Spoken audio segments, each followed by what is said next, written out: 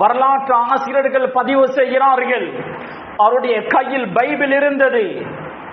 Bible நலையக்கூடிய அளவுக்கு அளந்தார், இஸ்லாத்தையும் ஏற்றுக்கொண்டார். கணேசக்குரிய சகோதரர்களே, குர்ஆனுடைய வசனங்களை நாம் சரியாக விளங்கினால், விளங்கி ஓதினால், விளங்கி கேட்டால் எங்களுடைய வாழ்க்கையை அந்த குர்ஆன் மாற்றிவிடும். அப்துல்லாஹ் இப்னு உமர் ரலியல்லாஹு அன்ஹுமா அவர்கள், குர்ஆனில் வசனம் வருகிறது, வ இன் துப்து மா ஃபீ அன்ஃபுசிக்கும் வ துக்ஃபுஹு யுஹாசிபுக்கும் பில்லாஹ். உங்களுடைய மனதில் உள்ளதை நீங்கள் வெளிப்படுத்தினாலும், உங்களுடைய மனதில் உள்ளதை நீங்கள் மறைத்து வைத்தாலும், அல்லாஹ் அதை உங்களிடம் கேள்வி கேட்பான். அப்துல்லாஹ் இப்னு உமர் ரலியல்லாஹு அன்ஹுமா அவர்கள் பயந்தார்கள். மனதால் நினைக்கக்கூடியதற்கும் கேள்வி கணக்கு இருக்கிறதா?